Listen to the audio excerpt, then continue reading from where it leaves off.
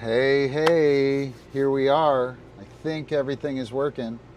Um, Not sure how the audio sounds. I don't have any feedback. Someone in chat could let me know. I don't have any feedback. Sounds good on the YouTube there.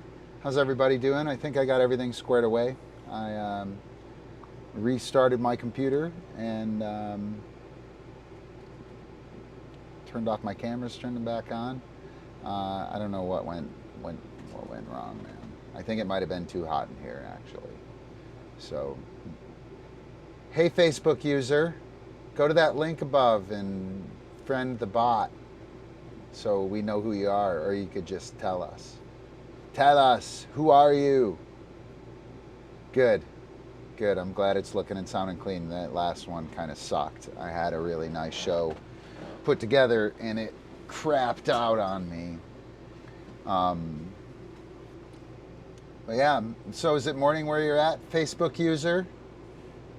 All right, Jonathan Stewart, awesome. I'm gonna pull up a Facebook dealio here, see if I can't. Are you on the Positive Vibe page, Jonathan, or the DiscDogger group? Sweet, yeah, and this is so much faster.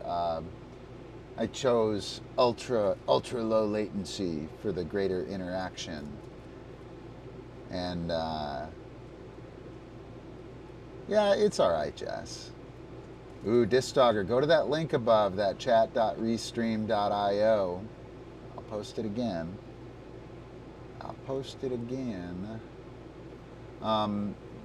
And then we'll know who you are. Yes, we can recover from a catastrophic text error. Ah, Jim Foley. I see. Cool. So, Jess, what was your question from earlier? I wanted to hit on that. That was a really good question, and I don't have it anymore.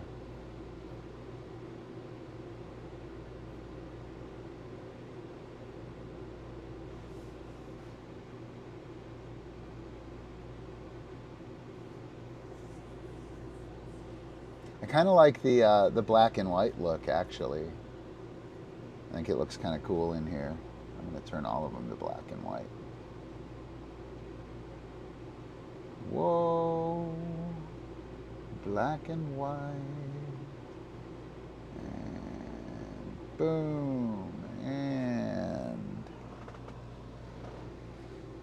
pow, and black and white. Ah, yeah, that was it. Too tight on the through and twist. So let me pull that up. Let me give it a read, and we'll jump on that, Jess. It's a really good question. So rig stays too tight on the through and twist. He is immediately turning when he goes through, so he's too close to do anything with after he twists. So the through and twist is a move that we do specifically to get the dog a little bit away from us. So when I go through, Epi, through, right, he comes out right here. And then that means the dog is going to be like right on me, right? If I go through and twist, through, twist, can't do it in here. Let me try this way. How much room do I have behind me? I can try. If we get the through, wait, through, twist, he winds up further away, and that's probably what Wrigley's doing with you, Jess. Speed is the first thing. So the reason we do a through and twist is we get the dog through, and the dog gets right here, and they're leaving us, and they turn outside, and they wind up about almost leg vault distance away from us. Almost leg vault distance away from us, right? And so that that movement is really, really nice to get the dog through, get them a little deeper and a little further away from us, right? So they're out in this region rather than right where Epi is right now. And so, Jessica, linear speed is one of the best things to use to get the dog further away from you, right? So bring him in at a faster speed. Lateral movement would be another one. So instead of bringing him through front to back, bring him through as he's coming along the side, right? Maybe a pendulum, pendulum, pendulum, through, twist. He'll wind up 5 yards away. You could do a pendulum with a through on each side. Choose which leg you want to pull him through, right? I think that actually might be a really, I'm going to write that down. I think that might be a nice move to go through, clock, get out, through, counter, get out.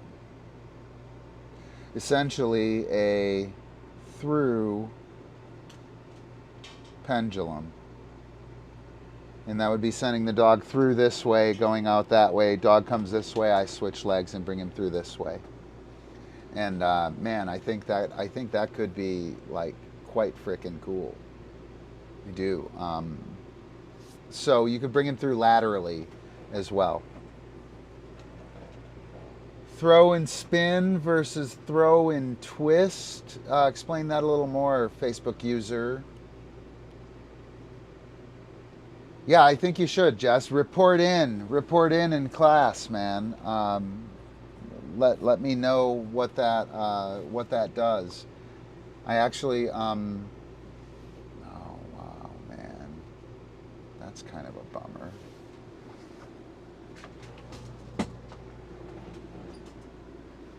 You're right in front of my face, Jessica. Thanks. I gotta change that. That's not okay. I can't change it here.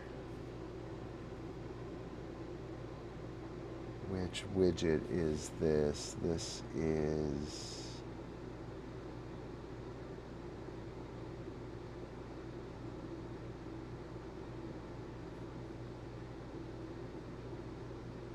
Whoops. Gosh, it's so dumb. I'm sorry, guys. Let me fix this real quick. Let me just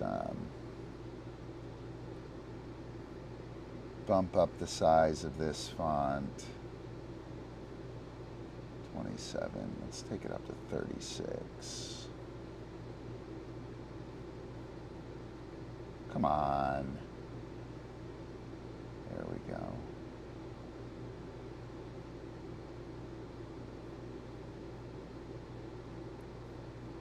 Almost done, guys. Almost done. Grr.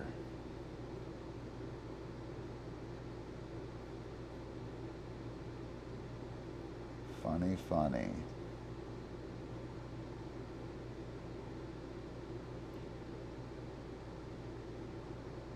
Flying from the top. Okay. Sorry about that, guys.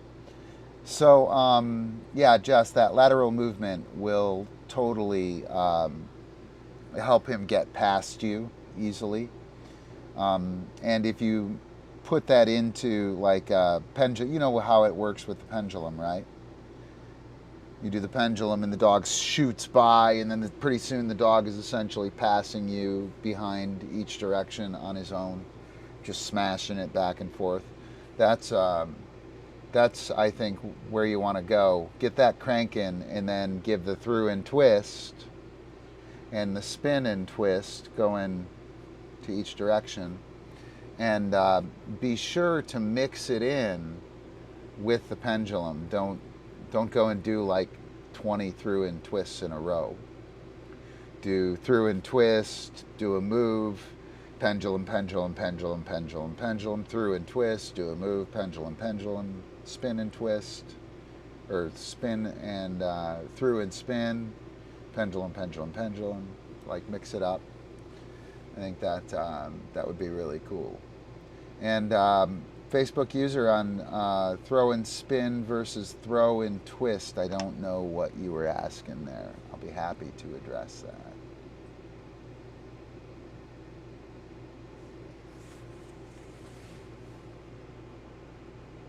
Ooh, that's Oleg. Ha. Am I right? Am I right? Is that Oleg? Yeah, so like, so the through and twist, for me, the through that we were working is a clockwise through. We can go through around the left leg or through around the right leg. Yeah, figured. I could sense the Russian coming off of you, Oleg.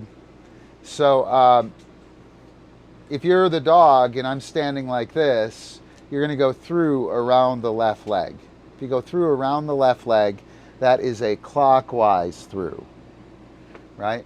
If I step this way and I bring you through, you're going to go through around the right leg. It'll be the bent leg, by the way. If you stand here like this and tell your dog through and bend a leg, they'll go through the leg that's bent. Oops. They'll go through the leg that's bent. Whichever leg you bend, the dog will go around that leg. So what we want to do is we want to go through clockwise, and if we turn the dog counterclockwise from there, they wind up turning away from us. Their heads wind up here, and then their body revolves behind them. They wind up far away. If we send the dog through and tell them to spin to go clockwise the same direction, they're going to roll in as they do that. They're going to get closer. So dog's going to go through, it's going to come out here, and you're going to tell the dog spin, and they're going to come closer, right? So oh gosh, this is in versus out, which is something that I like to hi Epi, hi. Something I like to use to orient myself with my dog. So right now, Epi is on a clockwise flank, right? To me. He's now at 11 o'clock. This way is 1 and 2 o'clock and around the clock time. So if I throw a flip to him outside of his line, he's going to go against his flank. So he's going to flip counterclock, right? If I throw a flip to him inside his flank, right? So he's here and I throw it here, he's going to flip clockwise, right? And so in is essentially going with the flank, and out is going away from the flank. So if I had him on flank and I were walking him, I would go heli out over here, and he would flip this way, right? And I could go right here, wait. I could go, don't do it, heli in and throw it here, and he would go that way, right? And we have the same thing on a spin and a twist. It's a front and rear cross, actually, if you think about it. If he turns in from this, that's a front cross. If he turns out, that would be a rear cross. And so that in and out thing is kind of important. That antagonistic movement can be really powerful. If we turn the dog in, so if I go through and spin, so I send him through clockwise, he goes through clockwise, and then I make him spin clockwise, it will be a very soft line. It'll be arcing. It'll be round, right? If, on the other hand, I send the dog through and he's leaving, and I twist him against his current flank, he'll lock in a straight line. So if the dog is coming around here through, he's coming epi off. Good, wait right there. He's coming through, wait, no, epi over there. But you gotta wait, but you gotta wait. He's coming through, good. And the dog is going through here. When he comes around and spins in that same direction, this whole thing is gonna be soft and archy. If he goes through and starts to leave, and then I twist him the other way, he's gonna bang, wind up, lined up in this beautiful straight shot. So if you work your dog in on interior movement, you're gonna get arcing movements. If you've tried to do an over while the dog is running on an arc and you try and pull him in and get him over, what you're doing is you're working that flank and trying to take this flank that's going this way and line it up on you. And you can't do it because the dog just drifts, right? And they wind up outside of your leg or, you know, to the right of your body if they're going this way. So what we want to do in that situation is we want to get them going this way. We want to turn them the other way for a moment. And when we turn them the other way, they lock in from going this way here. And once they lock in here and they start coming at me in this direction, now I can switch and bring them on that straight line. And knowing in and out in relation to the dog's line and using it is a really powerful skill, man. You can make all kinds of shit happen. So Oleg, thanks for the inside baseball frisbee dog nerd question. Super awesome. I would love to have anybody follow up on that, especially anybody who's doing any sequencing stuff. That would be friggin' terrific. I'd love to talk about that a little more. Oleg, if you have any other questions, please shoot. Ultra low latency, go. Come on, chat, bring it. See what's happening on the busted cam.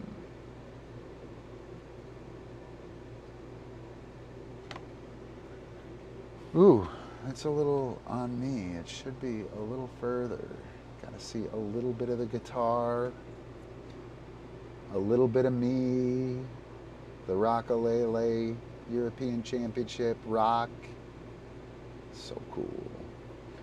All right, I think I will turn the black and white off for now. Ooh, I'll leave the black and white on the showstopper cam. Black and white. And the busted cam is red. And I'll remove.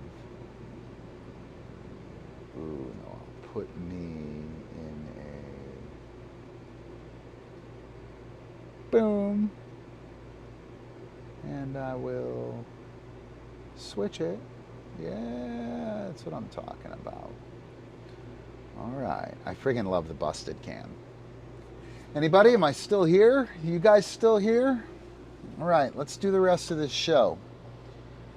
So, we ended on four-way play rather ungracefully, and it's a bummer too. Those were really cool Sugar Rush rounds. There were 3 Sugar Rush rounds in a row. It was like everyone was a friggin' super pro. I'll hold on to that. Any of you guys who like Updog, dig Updog, let me know. It'll be in the playlist. You can request it. But yeah, let's see. We're gonna do a little vaulting stuff, cueing direction. We have Jack and Spice jamming. 4 hands form. Around a spaced out and stall speed reduction. That's what's coming up. Ooh, Ken Wheeler, the greatest lesson you never learned.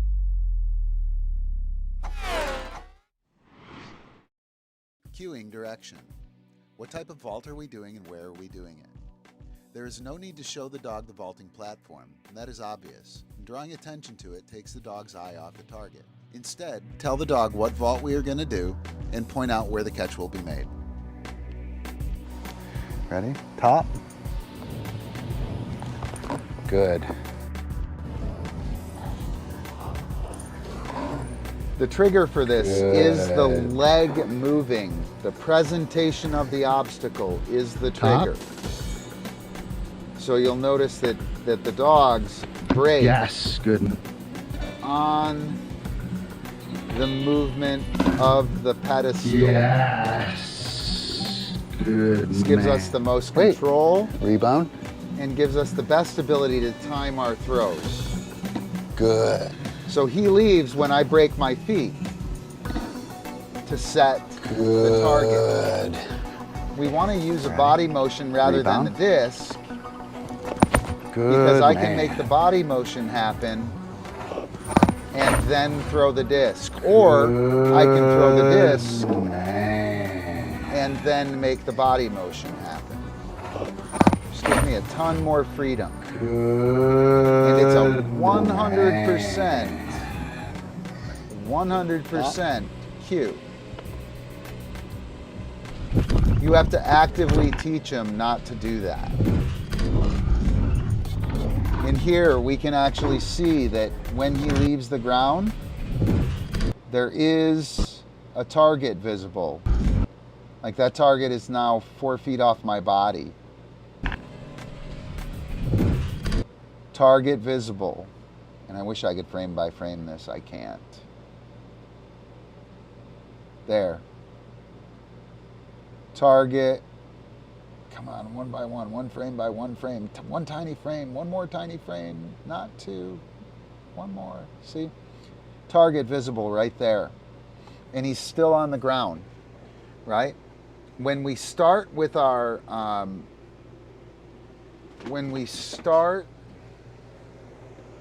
the trick with our presentation of the obstacle, top, boom, right?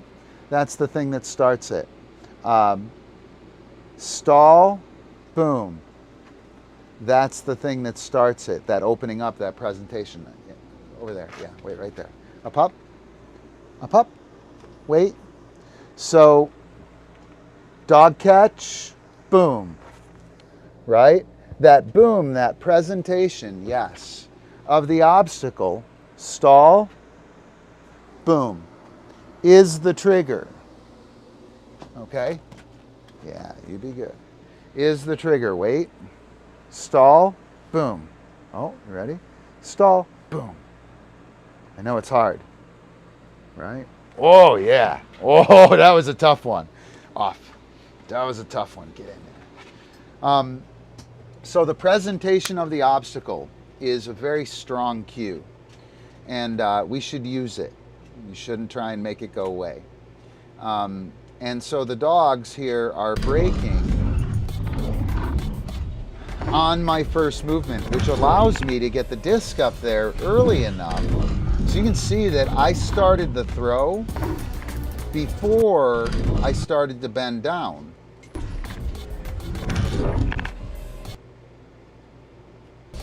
See how far the throw is, and I've just bent my knee.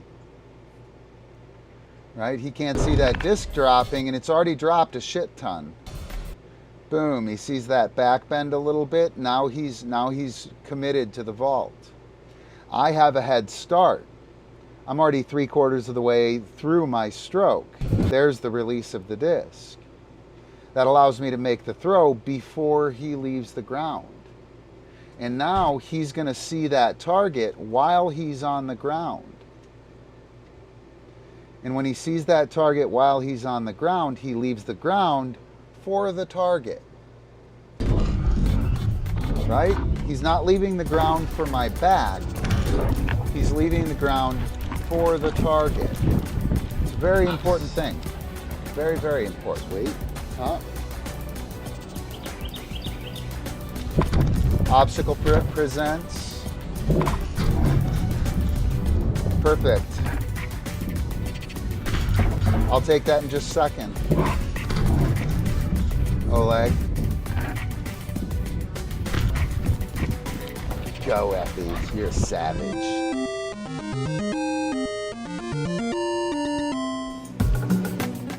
Epi is a total savage. Oh, where'd that go? Should be here. So, how to deal with a platform trigger in a kneeling leg vault. It seems the disc is a trigger for EV. It is, I'm sure.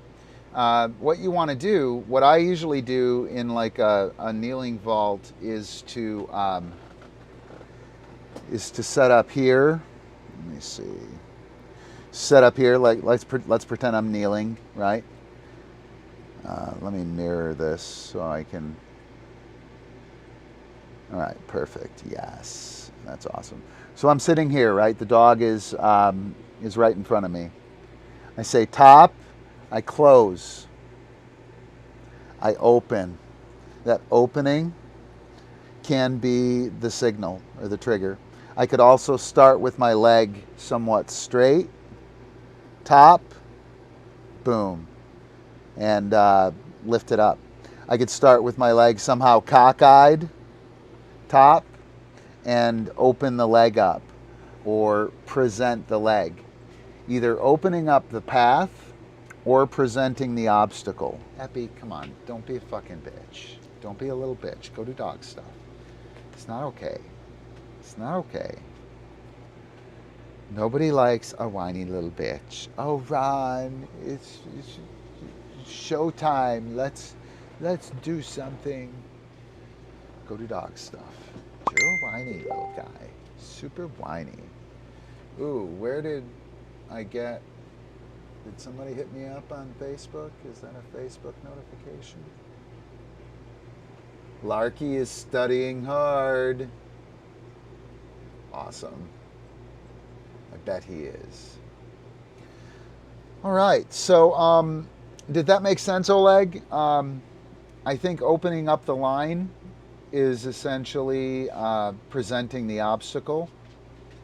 And then if you can get that, get some kind of movement to present that kneeling position. Let me see. I haven't even.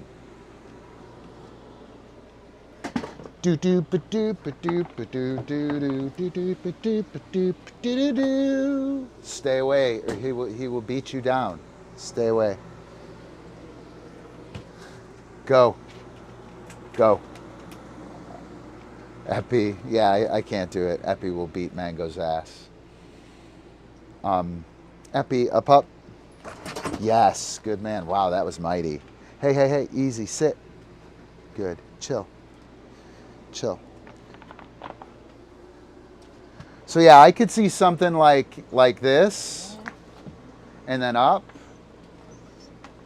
bang, or something like this, bang, right? I don't know if, Epi, sit. You're gonna break the camera. Epi, sit. I can't believe you did that. You don't even know how to sit. Dude, sit. I'll say it louder. I totally will. Right, so I kind of got this kind of kicked off down, right? And then what I would do would be top, boom, boom.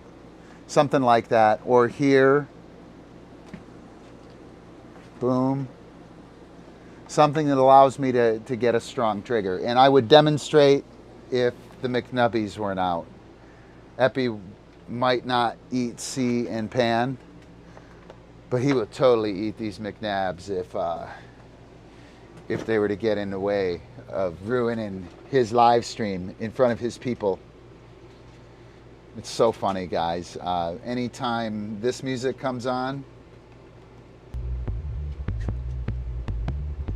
right? When this music comes on, and like it comes on in my earpiece, man, and he's like, "Oh my gosh, it's going down. The shit is live." It's really awesome. Cracks me up. And the GoPro, he gets off on the GoPro beeping, beep, beep, beep, and he's like, "Oh, I'm gonna do something awesome." So hopefully that's a decent answer on that, Oleg. Not sure.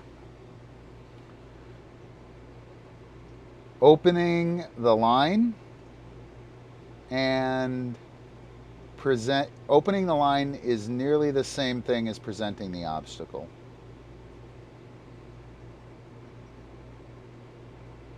You don't want to, what you don't want to do, Oleg, is you don't want to sit there flat with your leg there and then not have a physical trigger. You do not want that. You can totally do that, but it's not going to grow anywhere, right? It's not gonna, you're going to start moving and shit, and she's going to be like, oh my gosh, this isn't even like what I signed up for. This isn't right. Much better if the dog knows what's happening. All right. Any other questions on that kind of stuff? Do we have anything? Yeah, we got Jessica's on YouTube, so we're good. Let's move on. Up next, we have Jack and Spice. I don't know what they're doing, but they're going to be doing something cool.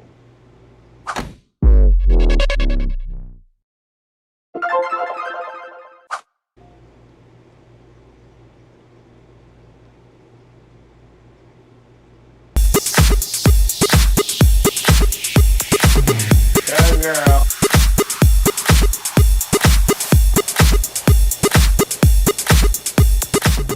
I love how easygoing this session is. I think it's really neat. Kind of like a nice little soulful jam. Come. Squib. Not sure. I think Spicy, I don't remember how old she is. Drop. Yes. It's terrible. She's not a spring chicken anymore, though. Go, girl. Drop. Go. Go, girl. Drop. But I just love how cool and chill they are, right? Go, girl. Drop.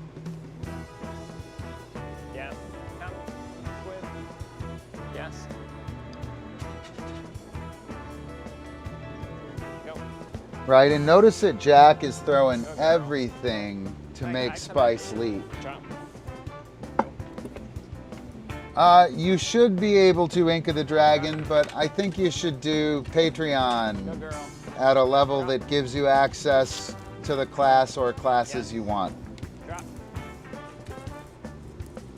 Go, girl. And I love we have this low latency thing. Go. It's happening in nearly real time now, guys. It's happening. Drop. Go. Oh, So that go sorry, cue, Jack called that exception to the rule, right? He told her to ignore. His posture right here is saying, don't go that way.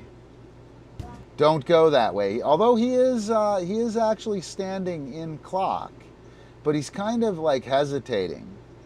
And he's hesitating so he can send her go and feed. There we go. But he's deliberately cueing that. That's what Jack's go cue means. It means take the line that you're on. Don't worry about me. I got this shit, essentially. Yes, there we go. Around. Come. Flip. Yes. Drop. Go. Yes. Drop. Go, Spice. Drop. Nice. Boom. Drop. Doing. Right? Good girl. Doing. That blind sidearm Triple. is a really nice throw to make blind. Right? It's a very nice blind toss. It's pretty low risk reward. The throw is really nice. Nice work, Spicy. Drop. Nice work, Spicy. Yes. Go. Nice. And you can see him plan that exception to the rule. So that's pretty awesome. It's Jack and Spice. All right, hang on, here we go. Can you enroll in courses within the app? There are a bunch of courses that are available within the app, Ink of the Dragon. But again, I would recommend jumping in the Patreon and choosing a level that is going to afford you access to the classes you want. At $10 per month, you get DiscDog Foundation, Disc-Kwon-Do, DiscDog Bite Work, and sequence building.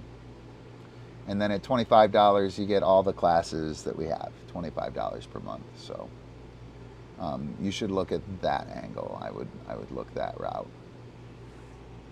All right. Yeah, great leaping catches. Yeah, so when Jack is telling Spice to go, he's telling her to ignore his movement and his pressure and his communication and take the line that you're on. And it's really nice. When you're working the dog and you got him on flank and you're pulling and you're working them and they're going, you tell them go, and then you can spin the other way and do whatever you want, and they know to continue on. And that go is the same kind of go on an around that we talk about in class, of around go, which means don't even look, just take off. You don't have to pay any attention to me whatsoever, unlike all the rest of the time we work out together. Yeah, I'm sure he does.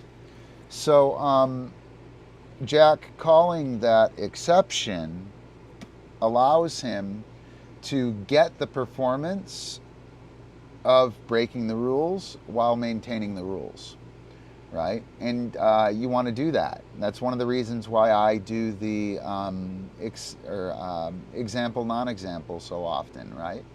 We're always talking about that in class, example, non-example. Even if the dog has the non-example, like, is awesome with it, I want to do the non-example in there. I want to put that in there so that we have contrast between the two.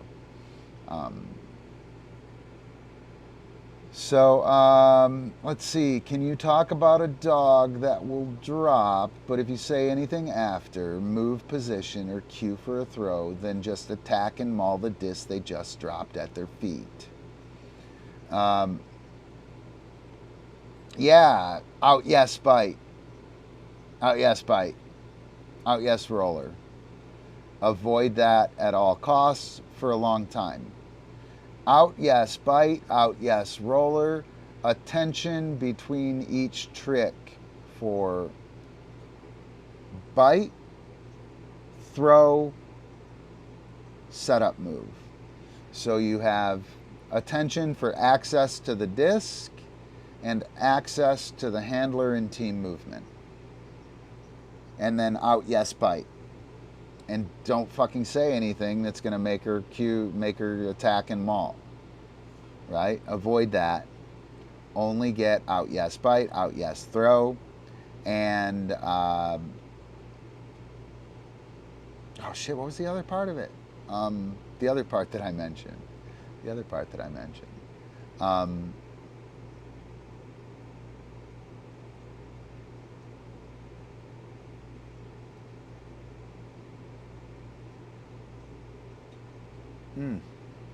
What did I say? Does anybody remember? No, attention for access to the disc, attention for access to the handler, right? And then the bite to pull the dog off and the roller to pull the dog off. Don't allow it to happen. The dog is either going to be given a target to bite, be given a roller to throw, or be given a moment to contemplate what's happening, at which point in time they give eye contact. And then you can mark and bite, mark and roller, mark and around. And now eye contact will lead to interaction with the handler, access to the disc, access to the game. And that mauling shit is not happening, and will make the eye contact real hot and exciting, so the dog does it very quickly. Hopefully that works. If you want to film some of it and send it to the show, you're welcome to. Post it on Vimeo or somewhere where I can download it. I guess you could post it on YouTube. No music or anything on it. Send it to me. I'll give you feedback on the show. No problem. Ink of the Dragon, an original fan, an OG fan. All right.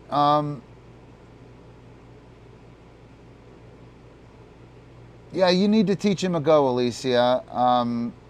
You need to teach him a go, but you need more. You need more stability in your fly chi type stuff, right?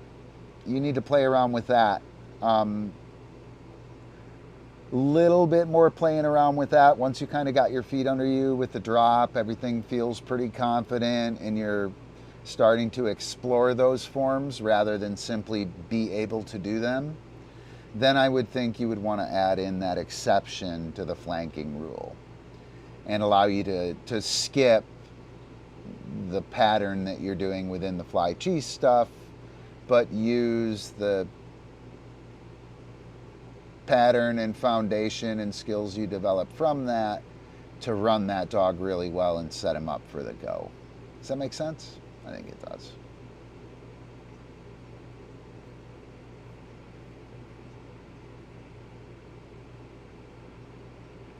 Yep, Jack and Spice. Pretty special team there.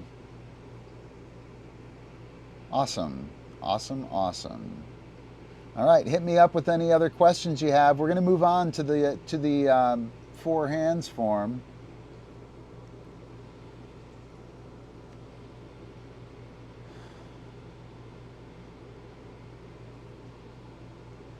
You have to, yeah. That's interesting. Let me think on that. I'll come back. If I don't come back to this screen, Ink of the Dragon, pop that question up again. Let me do the four hands form and take care of some things here.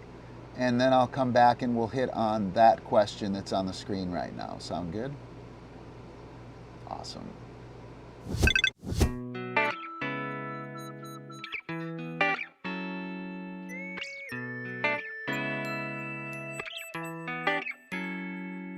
Bloop, bloop.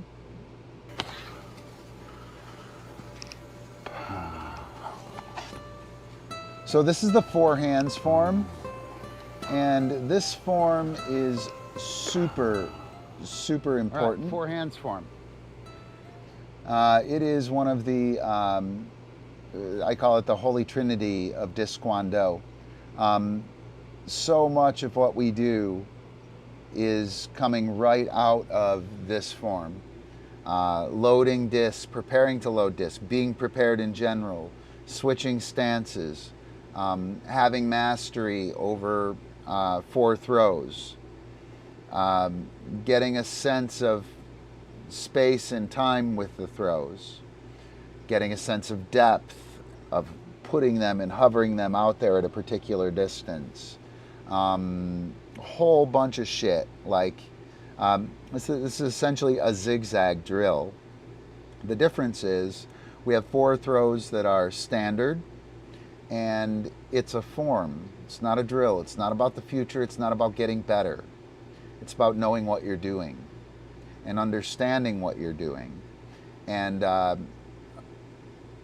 putting that stuff that you're doing to muscle memory, putting it to brain memory, like actual, accessible brain memory, or like RAM, like shit that runs without, it just runs. It doesn't need any extra memory. It's cache or something. You want to cache that. Maybe that's a better term. But you want that shit to go on autopilot so that we can address the rest of the game with our brain and our eyes and, our feelings as the dog is coming in, right? We don't want to be like, what am I doing, right? How do I get the disc in my hand? That shit should all be taken care of. So the four hands form, super important, and it's pretty much just a zigzag drill, but it's not a drill at all. You have to perform this each of the X hands forms. This is the white belt form, 4 hands form. Backhand, sidearm, push, overhand wrist flip. After that, you have an 8 hands form in yellow belt, whatever you want to do. 12 hands form, upside down backhand, upside down sidearm, upside down staker, upside down overhand wrist flip. And then you have the 16 hands form, you can do whatever you want. 20 hands form, whatever you want as you go up the belt levels. The idea is we want to get familiar with loading, positioning our body, and delivering these throws. So let me do this, and then I'm going to go do my stuff. I am going to be loosely attending to this. 4 different so throws. hit me up if to you a need target. anything. Don't be shy. Switching grips, clock and counter, and switching feet. Try to be clean and efficient, about 9 yards away from the target.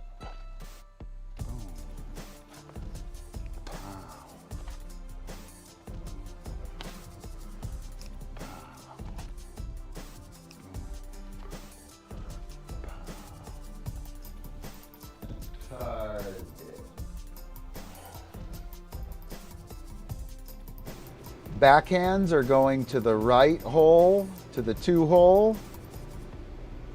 Sidearms are going to the 1. It's a counterclock throw, counterclock spin. It will go to the left. The push is a clockwise spin. It will go to the right.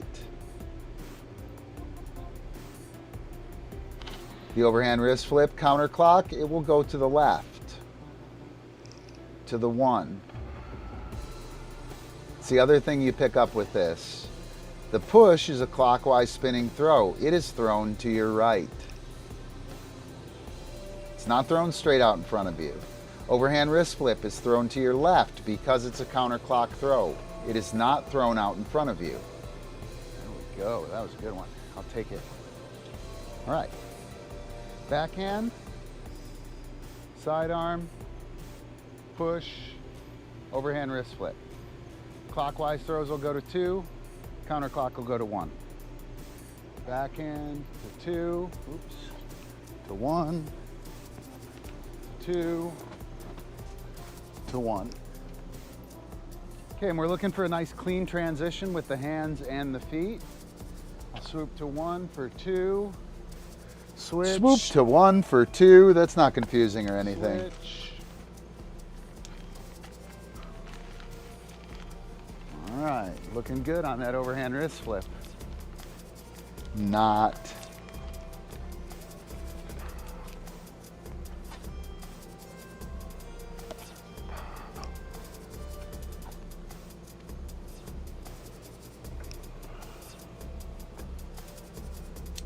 All right, so this is going to transition directly into our zigzag. I'll show you that with the dog in a little bit. Watch how the discs are passed from hand to hand while the other disc is in the air. Switch, I'll go to 1. Switch, I'll go to 2. Switch, I'll go to 1. Switch, I'll go to 2. Switch, I'll go to 1. So this form is all about normalizing and experiencing these base level movements. I make my throw, I load up for the other side. Hang on, let me do this in front of a camera here. Let me do it in front of the other camera. I make my throw, I load up for the other side. Peace sign. Boom, I make my throw, I load up with the push. I make my throw, I load up with the overhand wrist flip.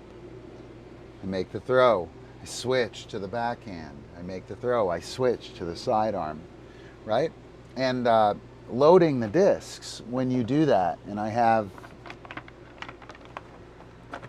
so when I load, I'm not gonna like grab from the top. I'm not gonna do any bullshit. I'm gonna go backhand, boom, sidearm, boom, right? Make that throw.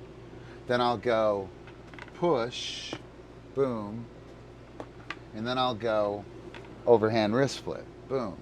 You can see that I'm passing each time. Let me grab one more disc.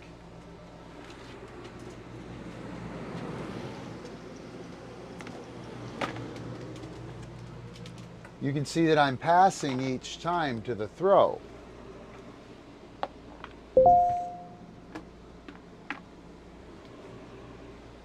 Right? And that's what we're trying to put together, is elegant, clean, reflexive muscle memory on backhand, sidearm, overhand wrist flip, and push throw, right? Of loading them up.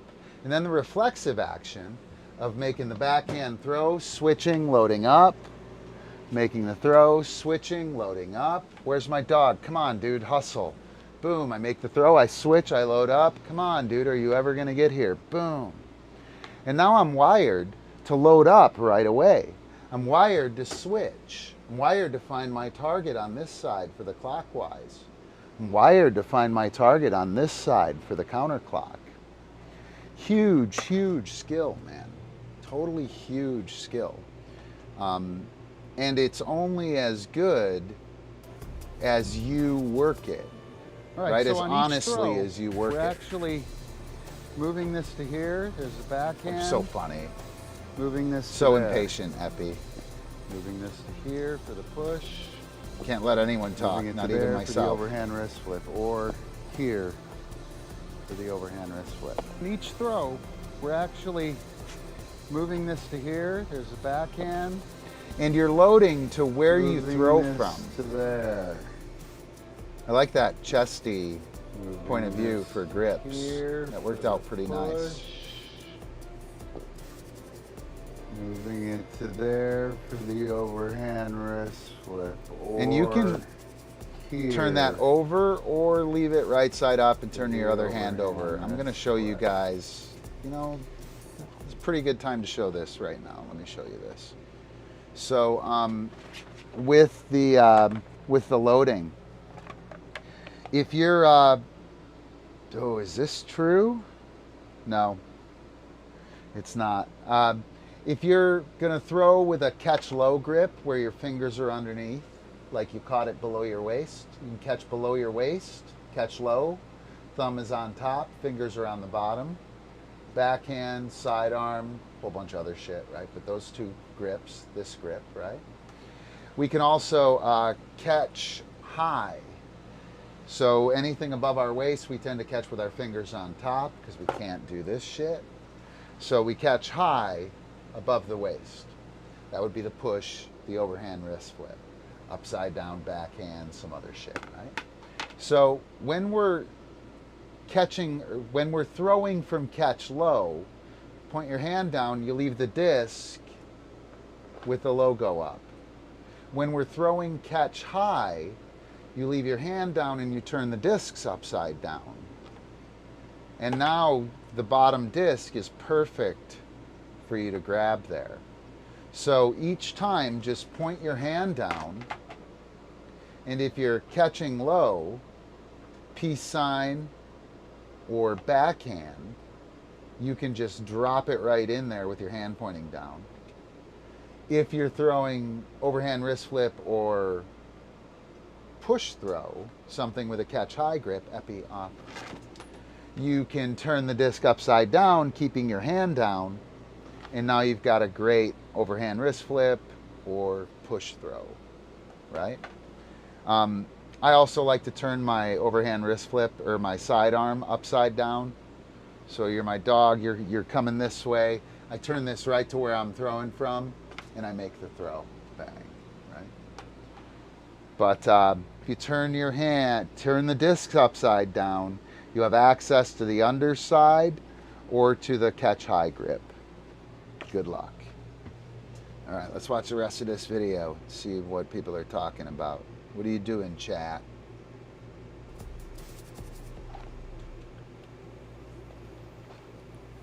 Right on, Mark.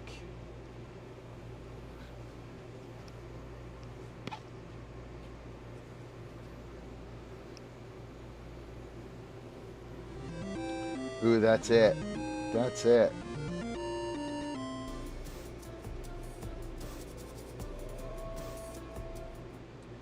All right, all right. So, Ink of the Dragon, can you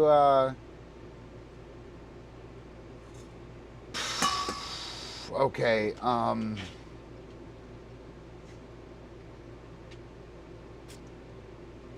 So there's a piece. Let me see if I can find it. Give me one sec.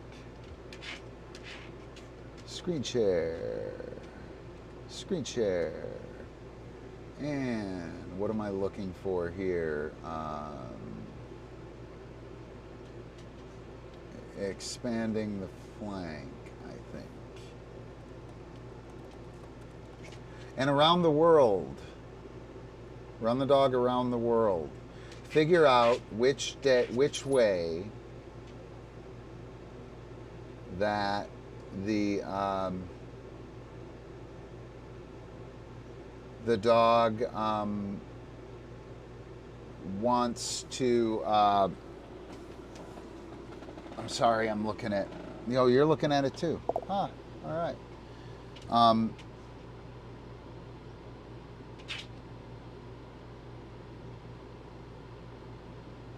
So you want to drive the dog. These aren't the articles I'm looking for. Maybe this one's in here. Maybe it's in here. Fingers crossed it is. Got confused. And shaping the around for lateral and upfield movement. That's a good one. Oh shit. I didn't want to do that. Gosh darn it. Come on, Ron. I'm going to drop a couple links in here for you. Ink of the Dragon. Whoops. That didn't work. Grrr. Everything is just a little slower when I'm streaming, I think. Boom. I certainly am. But do shaping. Expanding the PVR, maybe?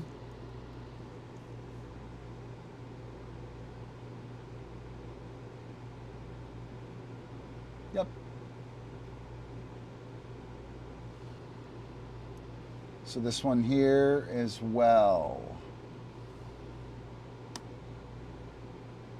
Whoops. You can actually work off of that link. It'll get you there. This is the link I wanted to give you, though. This is the actual article. Would have been better if I sent you the search for expanding the flank. And you know what? I'm going to do that. Give me one sec. You should check this one out, too. Ink of the Dragon. We work the pendulum pattern as well. So there are a few links. All right, another question from Ink of the Dragon. Is there any way to not have Epi anticipate work while you were explaining? My dog gets amped up if I'm chatting about disc. So, Epi's super spoiled. In case you didn't know. I mean, he's totally epic and all. He's super spoiled, so you know, I kind of allow him to push me around a little bit socially and whatnot. Probably shouldn't, but whatever. He's really good. Like I mean, here, Busted Cam. We'll catch him being like totally loyal. He's so loyal you can't even see him. That's how loyal he is. He's good. If I dismiss him and tell him to go do dog stuff, if I don't pet him and shit like that, he's pretty good. But dismissal, I think, is the key for that. So this is going to be kind of mean, but here we'll watch with from the. Oh my gosh, Epi! Oh my gosh, Epi! What? Get over here! Get over here, Epi! Whoa, that guy! Look at that guy! Who is that guy? Yeah. Oh yeah. Wow. Yeah, that's awesome. Great work. Okay, go do dog stuff. So go do dog stuff means I'm off limits, right? And so he's going to kind of hover here for a sec and try and kind of glom on, right? And he knows we're on a stream, right? And it's not like normal. And so he's going to kind of push up a little bit, and then he's going to sniff his penis. His little displacement behavior. And then he's going to go do dog stuff, right? And that dismissal setting up soft work, right, is a tool that we can use, right? And so dismissal, I think, is the critical link for that, Ink of the Dragon. You know, and it's got to mean it's got to mean what you say it means. So when I say go do dog stuff, my dog would have to bite a child or run in the street to get my attention. I don't care what they're doing, right? I'm specifically dismissing them most of the time to shape them and capture their behaviors that that I can't honestly and organically shape and capture while I'm working them, right? So right now he's dismissed, right? Which means I'm off limits. He's cruising around. Let's check out the busted cam and see. So he's down there licking his paws and maybe a bone. Hopefully it's not something he's not supposed to have. He's been chewing shit. But I want to take some kind of soft movement. So when he gives me eye contact, softly, right? Like not manipulatively, but like organically. I'm going to mark it and bring him back up into circulation, right?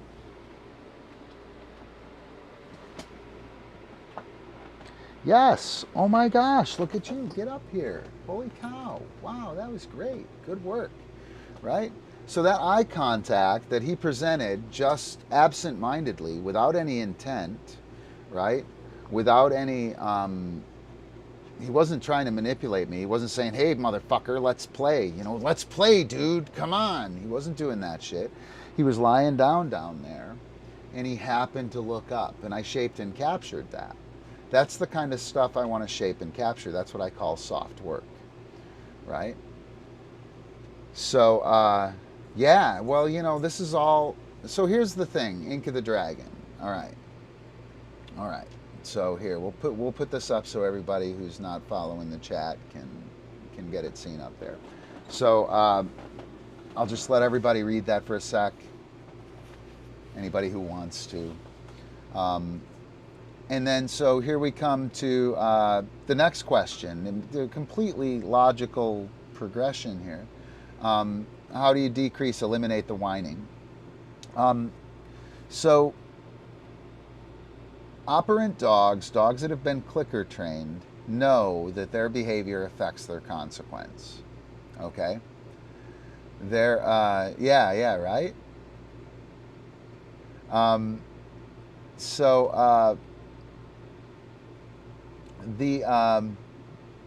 The dog has the power to make anything happen at any time with action, right? And the dog knows that their actions make consequences happen. And if we don't get an off switch installed on that, then the dogs struggle with not having opportunity. So everybody waits in line at the DMV, at the Department of Motor Vehicles, right? When you get your driver's license and your insurance and you have to go there. You have to wait in line. The end, right? And all of us rabidly freedom-loving, liberty-loving Americans stand in line because we have to, right? A lot of operant dogs, a lot of clicker-trained dogs can't wait in line at the DMV. They don't have any ability to affect their consequence. They have no opportunity to make opportunity happen. This is not okay. This is not okay, Ink of the Dragon. It is not okay. I make shit happen. The end, right? And so dismissal sets up a situation where the dog realizes that their handler is actually off limits, right? So right now, I dismissed Epi, that means I'm off limits, right? It doesn't mean he has to leave or anything. It just means that I'm not available right now, right? I'm not available right now. You should keep yourself close by and offer any soft work. Yes, oh my gosh. And then you'll get invited back into the game, at which point in time we will be interacting again, right? And we'll be a team. Awesome, Epi. Yeah, great work. Awesome. Go do dog stuff. And so, I mean, this is friggin' awesome. This is exactly what I need to do. By the way, this is what you need to do with your dog while you're talking about it. Shape and capture honest, soft work, right? Shape and capture honest, soft work that is not loaded with manipulative actions, right? And dismiss the dog over and over while you don't want to work with the dog, while the dog is likely to get excitable because, you know, I'm talking about Frisbee. I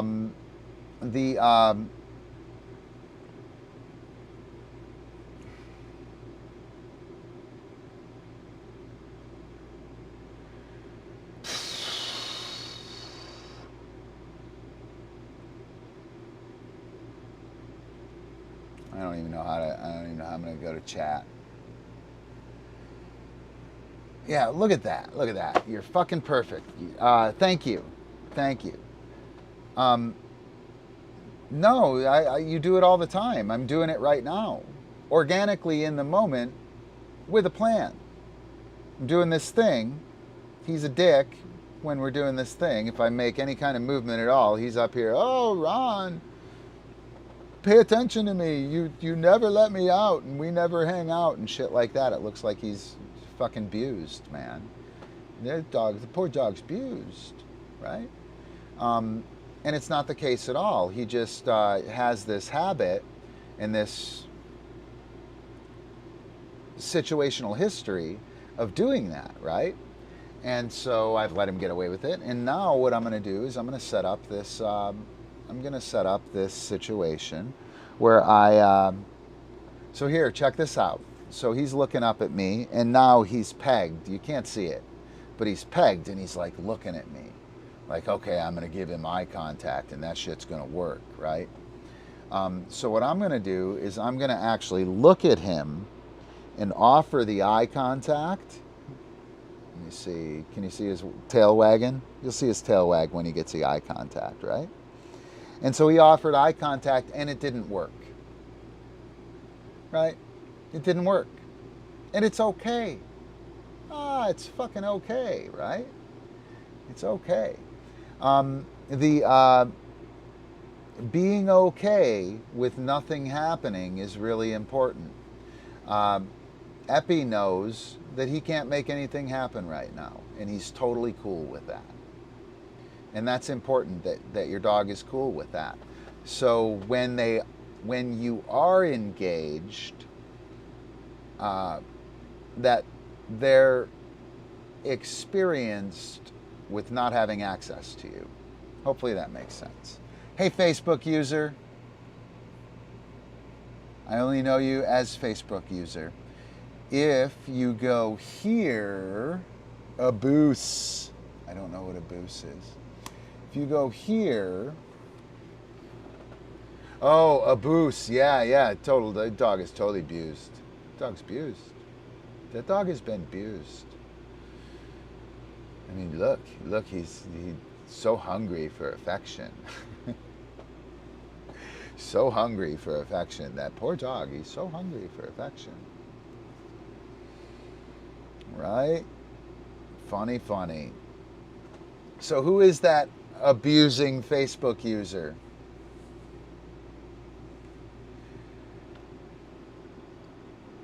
Ink of the Dragon, let's go back to your question. Timothy Lake, what's up, Tim? How are you, man? Good to see you. If you friend Did that not come through in the Facebook chat? I've been restreaming that and it's not coming through. Did you see that restream? Chat.restream.io/FB? Well, that's your friggin' problem. Ink of the Dragon. Okay, so shit. Oh, come on, man. Come on, man. It's not hitting. Oh, it doesn't look like, it only looks like it's hitting the P-Vibe Facebook. It's not hitting, hang on. Can you see the ones from YouTube, Tim? Can you see those links from YouTube?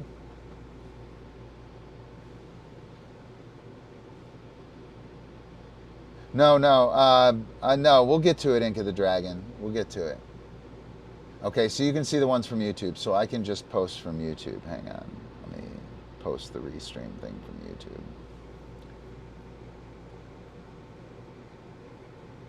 Boom. If chat could let me know.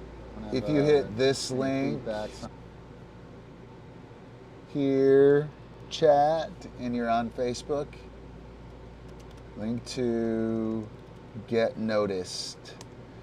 If you follow the bot or friend the bot, or I don't know, do your permissions, you'll get avatar usage. So, so the only way to practice dismissal is organically, truly in the moment, or can you create a high rep training scenario with dismissal? Yes. Yes. And both. Okay. So the problem with your juggling shit, so her next comment, and then we'll come back to this one. The dog, and then I start juggling the discs and expect them to still dismiss, right?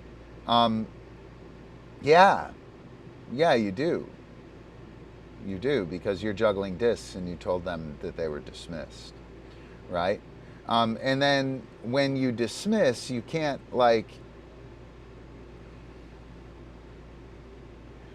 you can't be conniving when you dismiss. It has to be honest and real and true, right? You can't fake it, right? So practice while you're on the computer, practice while you're watching Frisbee dog videos, practice while you're cooking, right?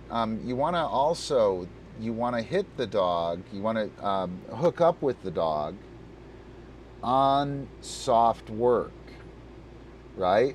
So when you're cooking and your dog walks out of the kitchen, throw a fucking piece of food right off the stove into the living room, into the dining room where he walked, right? Capture that soft work. Let him know that while he's not with you, soft work, loose attention on me, things you have been paid for in the past that involve lying down and shit, good things, easy things, the things that I'm going to reward, like leaving the room when I'm cooking, or lying down on the bed in the corner of the kitchen while I'm cooking. That's going to get paid, right, initially. And then the dog will run over there and lay down and look at you throw me some food, and then you don't want that action. That's now manipulative. That's now hard work. So you allow the dog to go over there. The dog gets over there and gets all excited. Oh, we're going to do it. And oh gosh. And they wind up passed out or laying down. And you're cooking and they look over at you and you mark yes. And they're like, what? All I did was lay here and look at you. Right? And they start to get this idea that there's soft work and there's soft connection. And that soft work and that soft connection is the key to hooking up with me. Not this, throw the ball, bitch. Throw the toy, bitch. Do the thing. Come on, let's go, go, go. Not that stuff. Yeah, don't be a prick. Don't be a manipulative prick. Yep, for sure. For sure. And don't be cute with it. Don't be cute with it. Be honest with it. You know what I mean? be honest with it, and your dog will totally respect that, and will dig trying to figure out how to softly push your buttons. Right on. I like it more on YouTube, I think.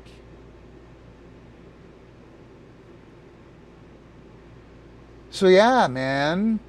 So what else do we got? What else do we got? Throw the ball, bitch. Oh yeah, man. Oh, dude, you have no idea. You have no idea how many of those I have. You come to a seminar sometime. Come to a camp. Holy shit. Super funny. All right, so we just did the 4 hands form. We have a round of spaced out stall speed stuff. So let's do a round of spaced out with Epi being a total badass.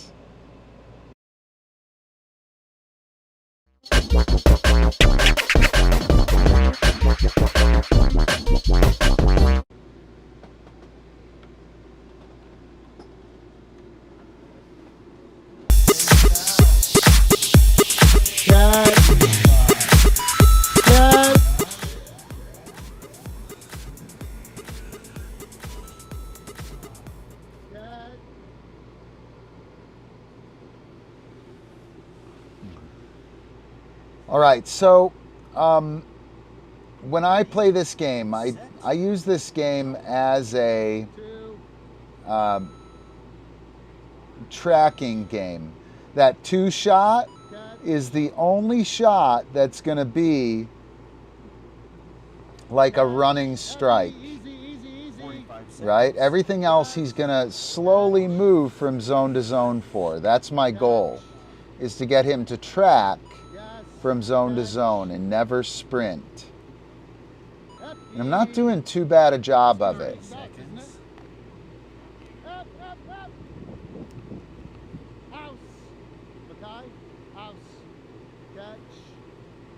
So this one is a running leaping catch, and now all the rest, and that one was supposed to be high. All the rest of them should be high and floating down. And he should be under them and walking from zone to zone. You see how slow he's moving? 4, 3, 2, 1, time. My whole goal with spaced out is to try and keep the dog from running.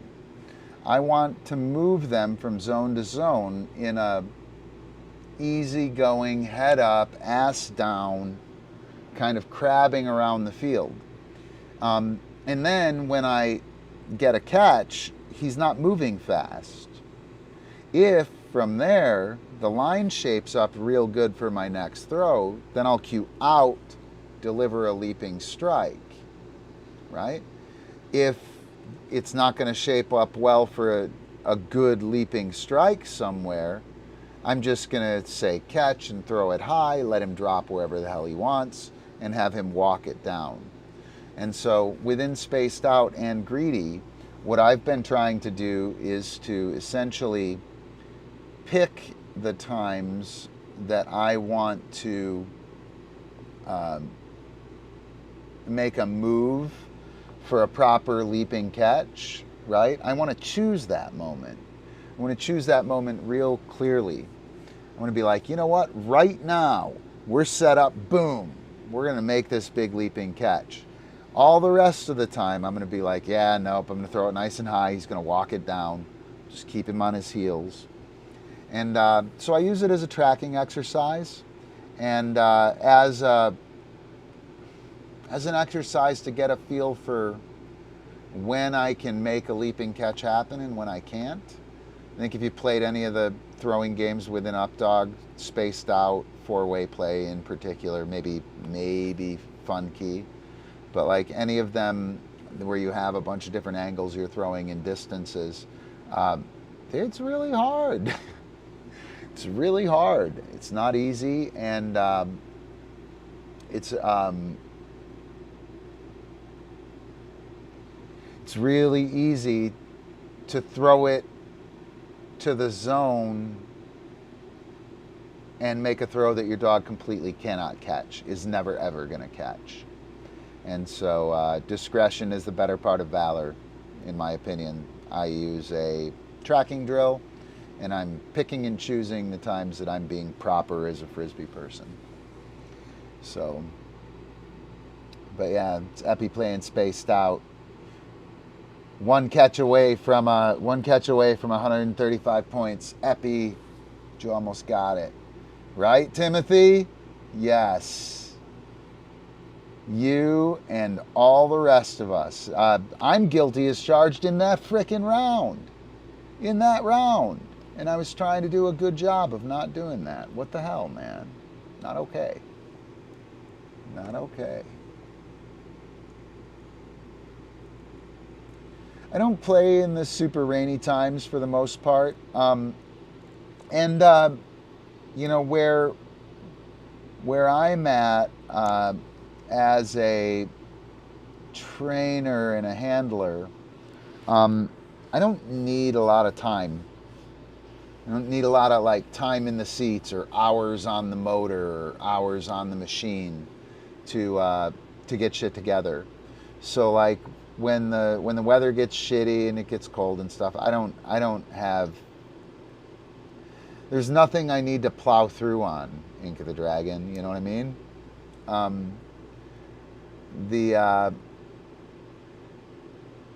need to keep the dogs moving and keep them doing stuff and keep them thinking, but I don't need to really plow through. Yeah, oh gosh, man. You know, I like that place from, what is it, May to August, right? Late May, early June to late August, I think, Pacific Northwest. Targeting stuff, pedestal stuff. So what is a dog's indoor equivalent? Pedestal stuff, bite work, set point drill, ball work, setup moves,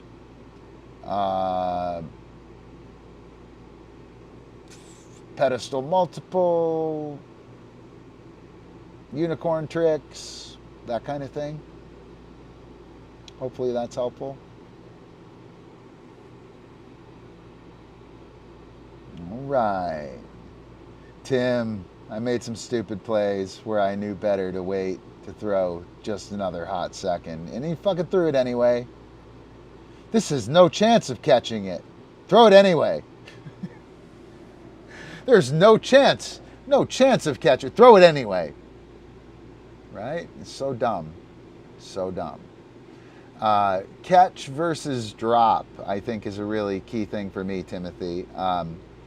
Catch means I'm throwing or a throw has been released. You need to navigate the drop on your own quickly. Take care of that before you make the catch. Drop means nothing is going to happen until your teeth come off.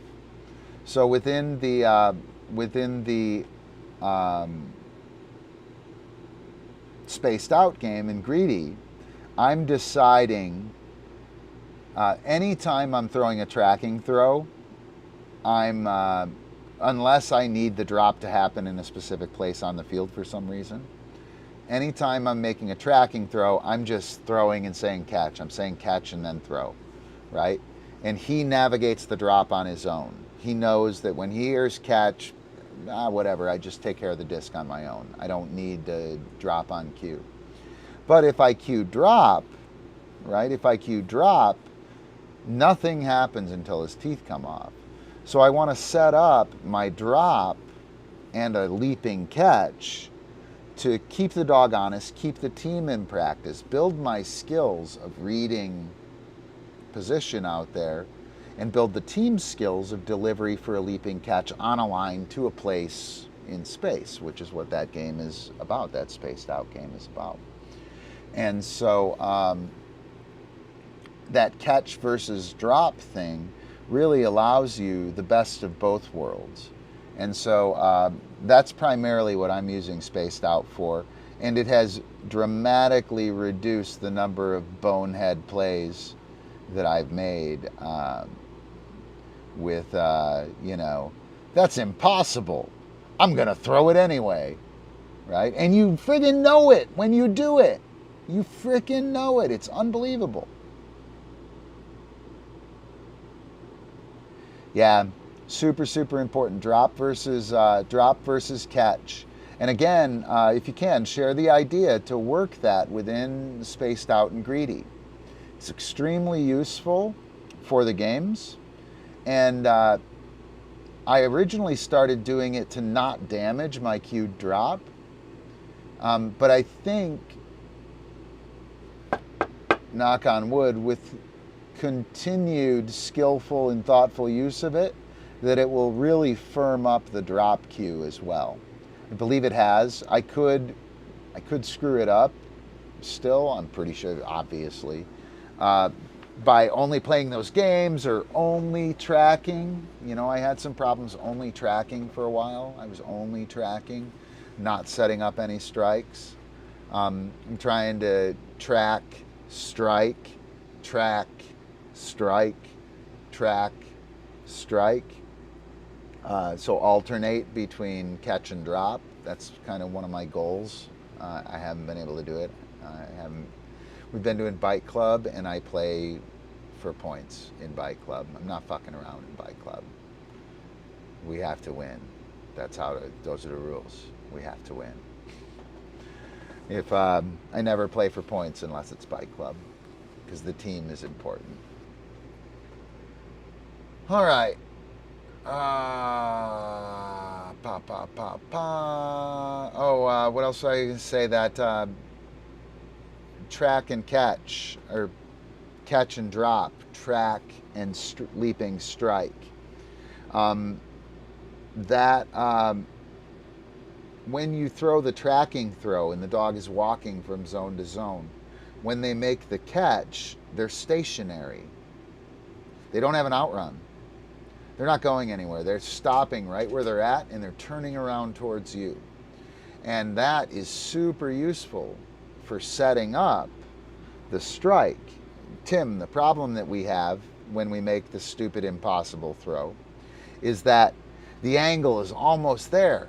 It's almost right. I mean, I can hit my dog in the face with it and hit the zone. I just can't do it with the rim in the right orientation at the right time, etc. Like, gosh, it's almost there. If the dog were coming across the field from a dead stop, like they're getting ready to make the catch and they're frozen there because they're tracking it and they're looking up and it's not going anywhere. We cue out, the dog drops right away. Now we have a 0 to target situation where we can actually make that strike happen. And so they work in tandem, and I think they're gonna, from my experience, they work in tandem very well to play the games and to maintain your drop and to get some freedom on dropping while maintaining control within your freestyle game. But I think it's going to do a lot more as it starts to like work together. I haven't put a shit ton of work into it. I need to. A bunch of shit I need to do. But anyway, blah, blah, blah. All right. Looks like I ran everybody out of here. We got one more thing.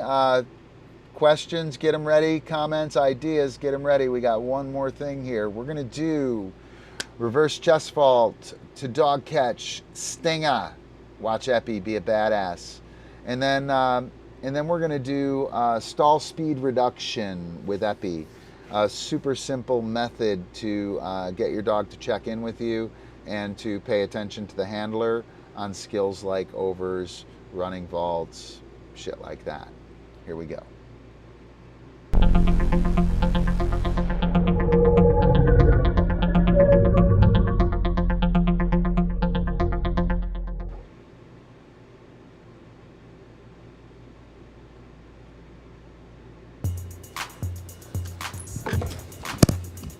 Hey.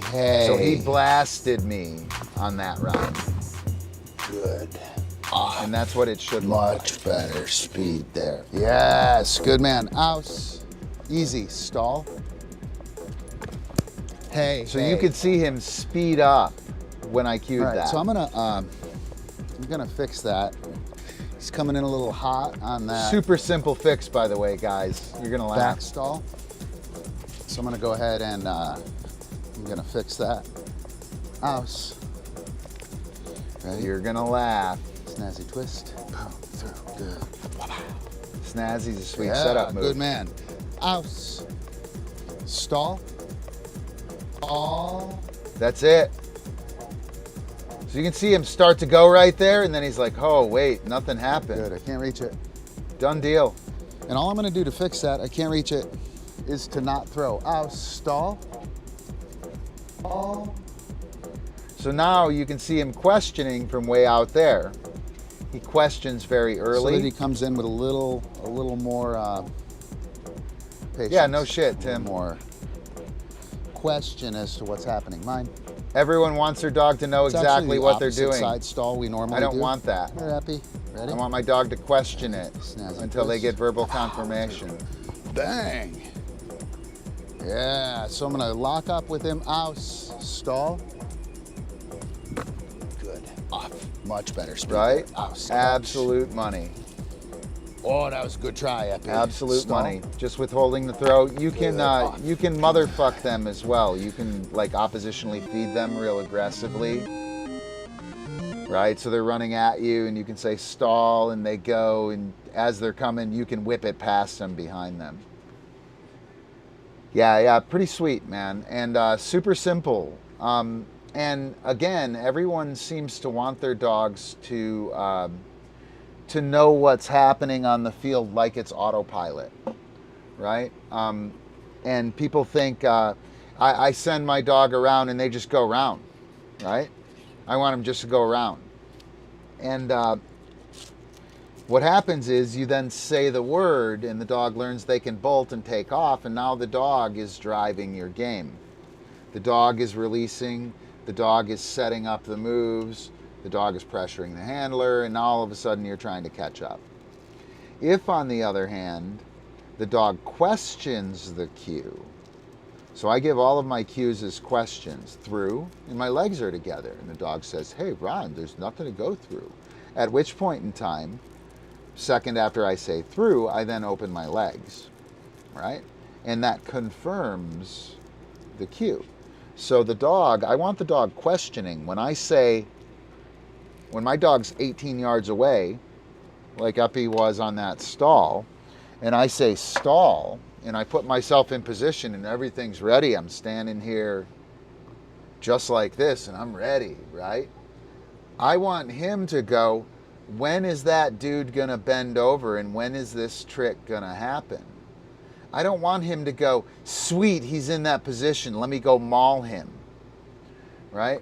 Let me go just maul him, he's in that position, let me hustle and smash him.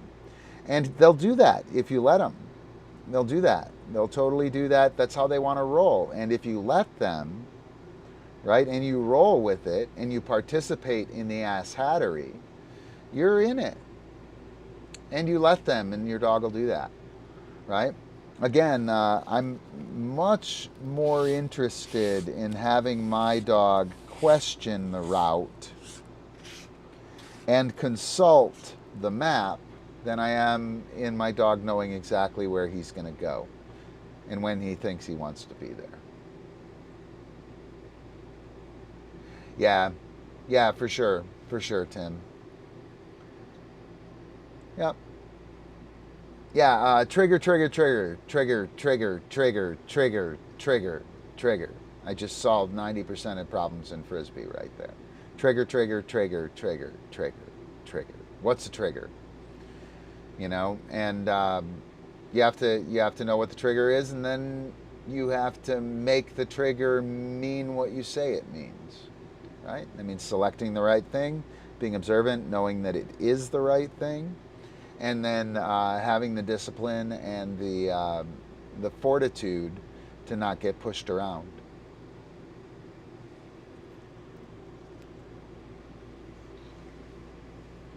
Yep. Look at you up doggers.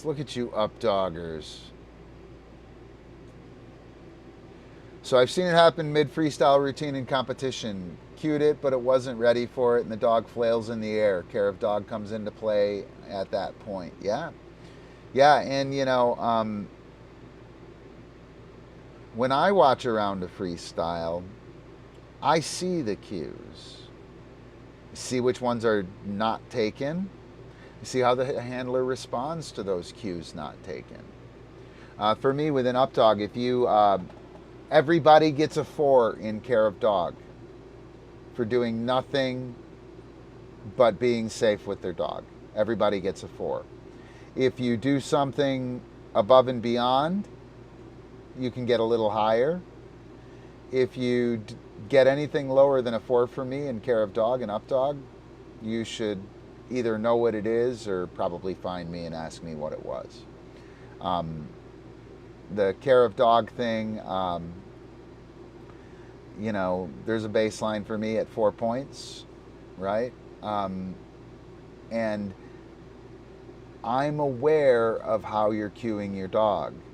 I know when you cue your dog to go twist and he goes the wrong way or doesn't go, right? And I know a weight cue or an easy cue while the dog is chasing that works and has been taught, and an easy cue that's a prayer that the dog is going to hopefully get it, right?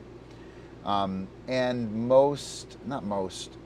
a bunch of judges have the same level of knowledge on the dog training end and the interaction, the dog sport end, to see when that weak stuff is happening. In care of dogs, certainly, Timothy, if a mistake happens, that's one thing, right? You know, I'm totally cool with a mistake happening. But if there's something underlying that mistake that's reinforcing that mistake, I'm going to address that within care of dog. But yeah, I mean, you see it all the time. Cueing it, the dog's not ready, or the dog goes and forces the handler to cough up the trick. That's what happens most of the time. The handler is being forced into coughing up the disc, or forced into throwing the vault, and that's real trouble. That's real trouble. All right, so I think if we don't have anything else, we're gonna get out of here, guys. Anyone else got anything? All right. I think I'm gonna play meme roll number. Yeah, bring it, Tim. I think I'm gonna play meme roll number 5. I like the new ones.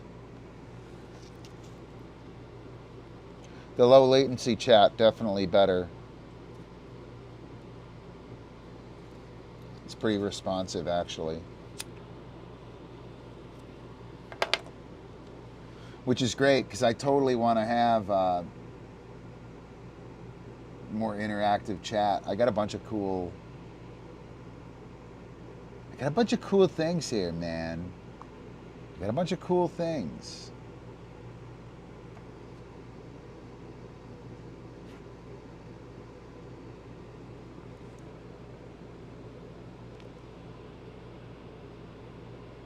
What do you mean, as a host or as a player?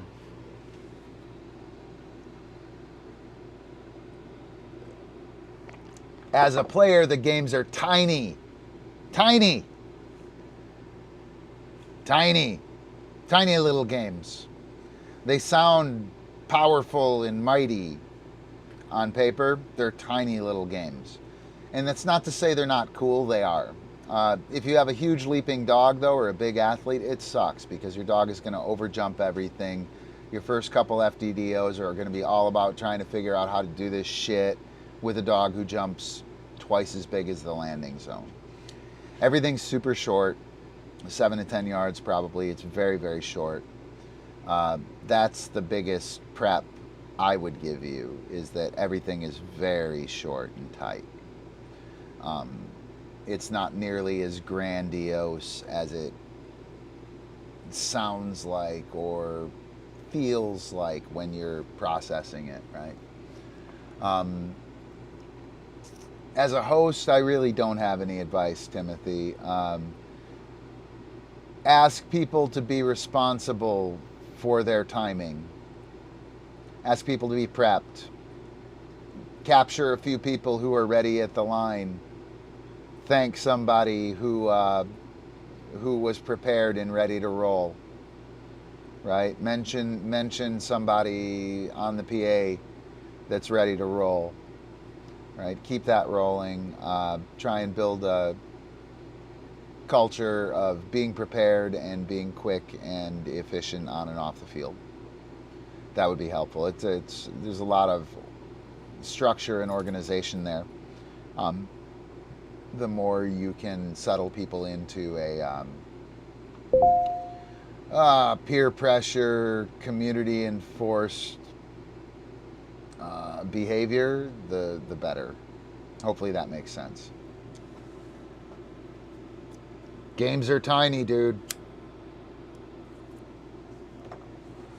Games are tiny.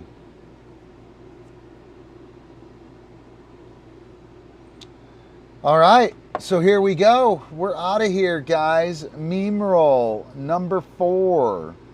If you dig what's happening, yeah. No problem, Timothy. No problem. If you dig what's happening, hook up with us on Patreon. Become a patron and get access to class and some other goodies. Let me find meme roll number 4. Oh, well, it wouldn't be in that one now, would it? All right, everybody. See you soon. I might pull the trigger again tonight. I'm going to be live streaming a bunch, try and get my shit together, make sure everything's working well, so we can roll into fall and bad weather and be prepared to entertain and to edutain everybody on a regular basis. So we'll see you guys soon. Thanks a ton for hanging out. Tell people about it. Check you later.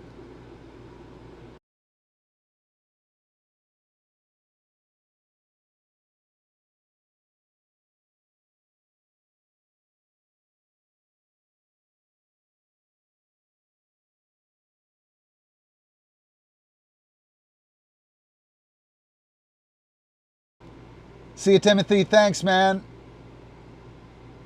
Peace out, everybody.